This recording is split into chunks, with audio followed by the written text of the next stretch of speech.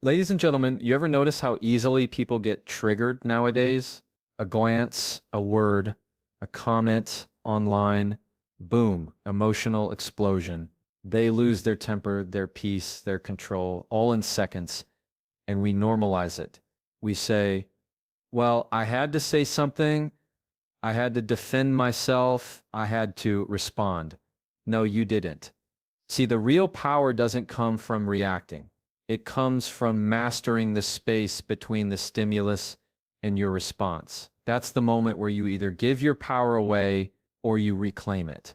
And most people never even realize that moment exists. The truth is, emotional mastery is the greatest form of self-defense. When you can stay calm in chaos, composed in conflict, and grounded in disrespect, you're not weak. You're untouchable. That doesn't mean you suppress your emotions. It means you regulate them. You become the observer, not the reactor. And when you reach that level, other people can throw whatever they want at you, but they can't touch you because their words bounce off a person who has nothing to prove. Think about how many arguments you've seen escalate simply because someone had to respond, they had to clap back, they had to win, they had to make a point, but at what cost? Their peace, their focus, their dignity, and for what? A moment of ego satisfaction. But ego is short-term, emotional discipline though. That's legacy-level strength. That's the kind of power that builds your reputation in silence. It's not about being passive, it's about being precise. And most importantly, it's about being in control of yourself, not trying to control others. Now let's get real. This doesn't come naturally. We're hardwired for fight or flight. When someone disrespects you, your nervous system reacts before your mind can process. Your heart races, your jaw tightens. You want to respond, you want justice. That's human. But if you live there, if you act out of that space, you stay stuck in a survival loop. You never rise above it. And people who live in survival mode never thrive. They just react. They just defend. They just survive. Mastery starts with self-awareness. You have to be able to recognize when you're being triggered and pause.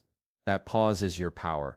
That pause is the difference between you running the day and the day running you. You can't control how people treat you, but you can absolutely control how long you let their actions live in your mind. You don't have to carry someone else's immaturity. You don't have to respond to ignorance. You don't have to match energy. That's a trap. You have to raise the standard. This is where the philosophy comes in. Stoic thinkers like Marcus Aurelius, Epictetus, they taught that no man can harm you unless you allow it. Harm doesn't come from the act. It comes from how you interpret it. That's not denial. That's mental discipline. That's choosing your frame instead of inheriting someone else's chaos. And when you operate from that place, you stop being so easily moved. You start realizing that silence isn't weakness, it's wisdom. Because the truth is, not everything deserves your energy. Not every comment needs a response, and not everyone is worth your peace. People will bait you, they will push buttons you didn't even know you had. But when you understand that you are responsible for your reaction, they lose their power. The insult doesn't land. The disrespect doesn't break you because you've built something stronger inside. A discipline that no one can see but everyone can feel. You ever meet someone who's just grounded, unshaken, centered? No matter what happens around them, they don't flinch. That's not luck. That's trained behavior. They've mastered the pause. They've trained their nervous system to respond with presence, not panic. And that's what makes them powerful. They're not controlled by emotion, but they're not numb either. They just know how to respond. Not out of impulse, but out of intention. That's where the shift happens. When your response is intentional, not emotional, you step into leadership of yourself first, and then of others. Because people follow calm, they trust grounded energy. They feel safe around people who don't need to prove anything. And when you show up like that at work, in your relationships, in life, you change the room. You no longer need to dominate. You influence through your presence. Let me say this. Emotional control doesn't mean you let people walk all over you. This isn't about silence as submission. It's about silence as strategy. Sometimes the best response is to say nothing and let your actions speak. Sometimes it's to set a boundary calmly, without drama. And sometimes it's to walk away entirely. Not because you're weak, but because you know your worth. And when you know your worth, you stop negotiating with disrespect. So the next time someone tries to push your buttons, ask yourself, are they controlling me, or am I choosing me?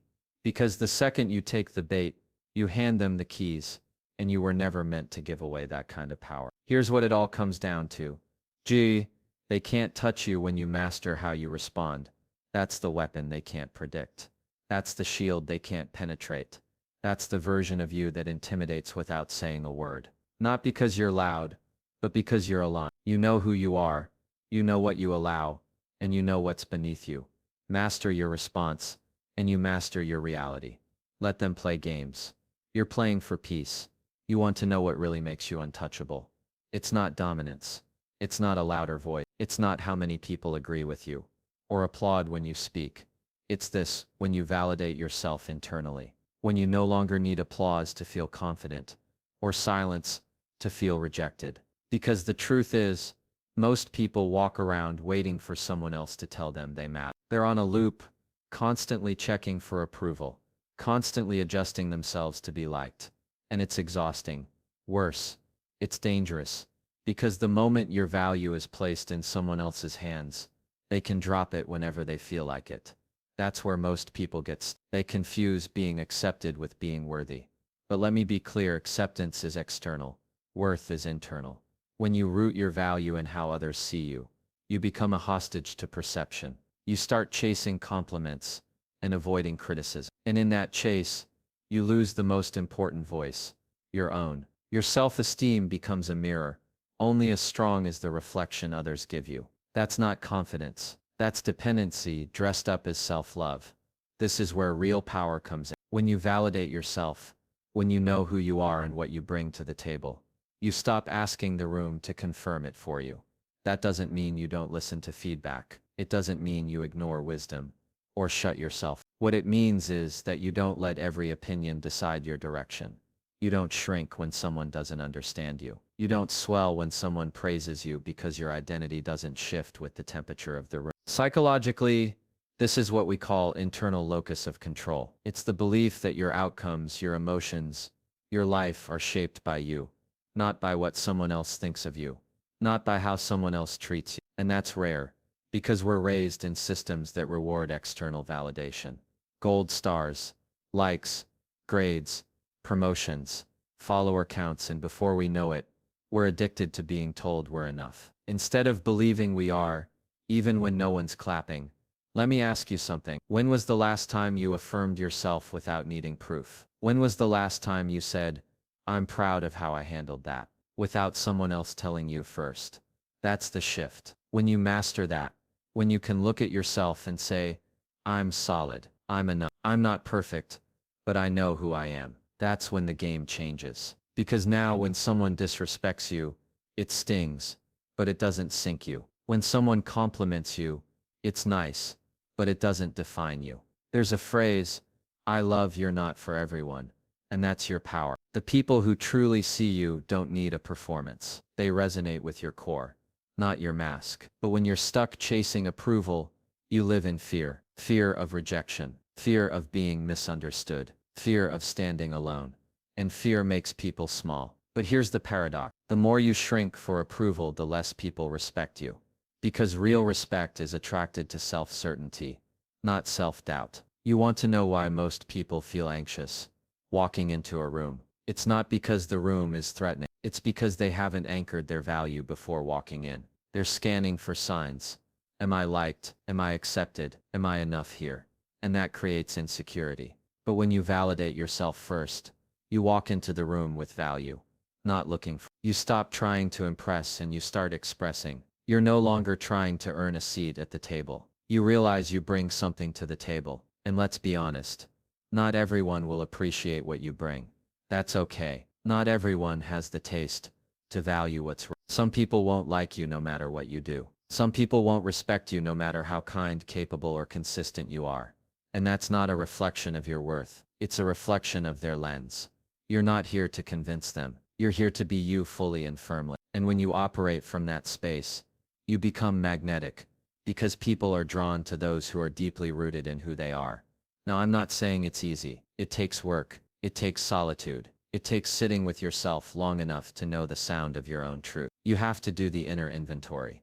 You have to ask, what do I value? What do I believe about myself when no one's around? What standards do I set for how I'm treated? Not based on how others behave, but based on what I believe I deserve. That kind of clarity doesn't come from noise. It comes from self-respect. It comes from self-auditing. It comes from being willing to stand alone, rather than beg to belong. And here's the reward. When you master this, your emotional state becomes consistent. You stop being yanked around by people's moods or opinions. Someone praises you. You say thank you, but your self-worth was already intact. Someone criticizes you unfairly. You might feel it, but you don't spiral because you've separated your identity from their perception. You've stopped renting space in your soul to people who haven't even earned the right to speak into your life. This kind of internal validation is what creates emotional independence. And emotional independence is what sets you free. Free from needing permission to be proud. Free from changing yourself just to fit in. Free from being afraid to say no. And when you're free like that, really free, the world feels it. People may not always understand you, but they respect you because your energy says, I know who I am, and I don't need you to agree with it for it to be true. So let me leave you with this side. When you validate yourself, you stop performing and start living. You stop surviving on scraps of approval and start feeding yourself from within. That's the kind of confidence they can't touch. That's the kind of peace that doesn't beg, doesn't chase, doesn't fling. And when you walk through life like that, whole, not hollow, nothing they say can shake you, and nothing they do can break you. Be so rooted in who you are that their applause can't inflate you, and their silence can't deflate you. You want to know what really frees you. It's not controlling every situation.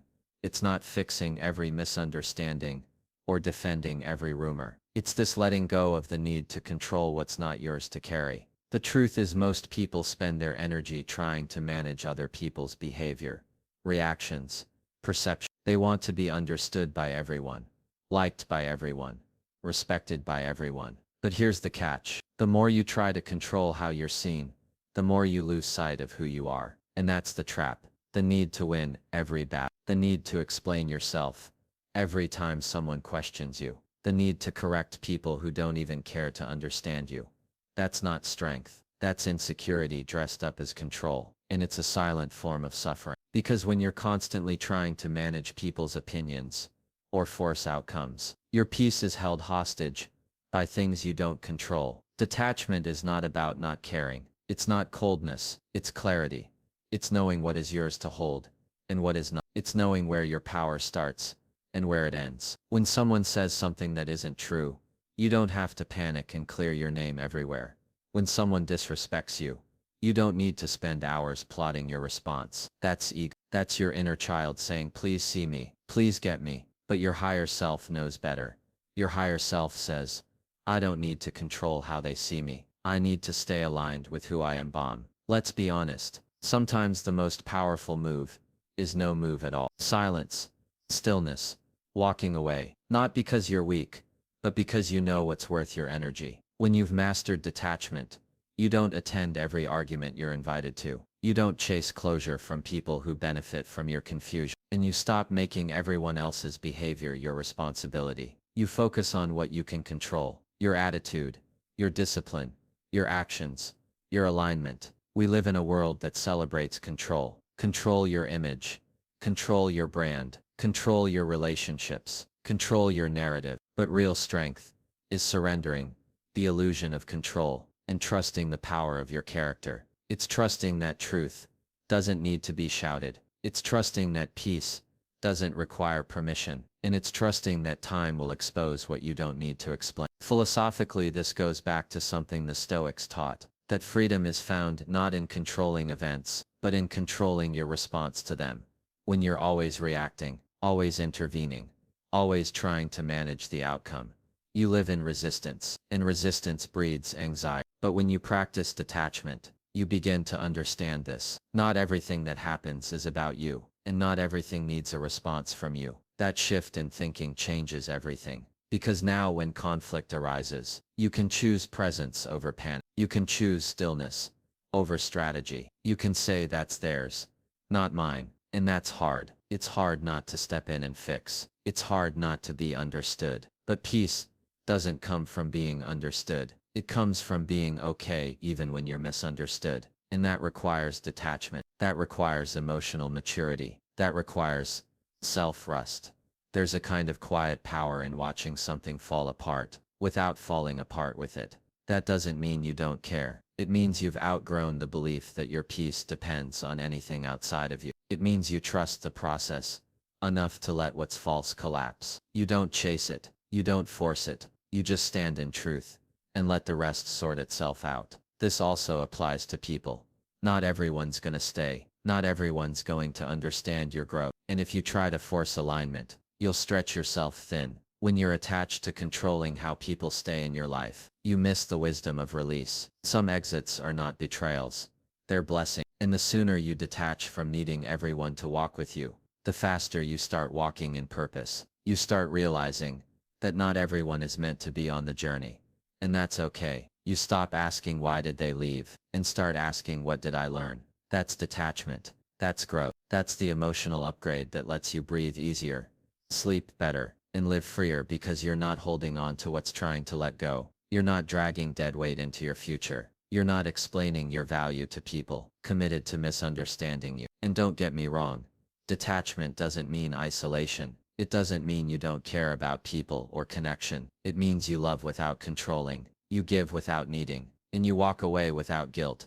When peace requires it, you recognize that your well-being is your responsibility, not a negotiation. So the next time you feel the urge to fix, to chase, to prove, to control, pause. Ask yourself, is this mine to carry or am I trying to manage something that doesn't belong to me? Because sometimes the most radical form of self-respect is simply choosing not to engage.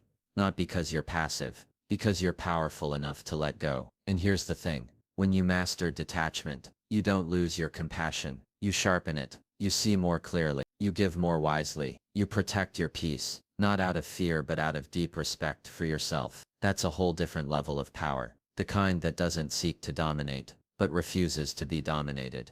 The kind that's not loud, but undeniable. The kind they can't shake, because you're no longer anchored in their chaos. So if you're wondering what makes you truly untouchable, it's not how well you can fight back, it's how deeply you can let go. It's knowing that walking away is not quitting, it's choosing yourself. That silence isn't weakness, it's wisdom. And that peace doesn't come from control, it comes from clarity. The battles you don't fight say just as much about you as the ones you do. So choose wisely, detach gracefully, and protect your peace, like your life depends on it.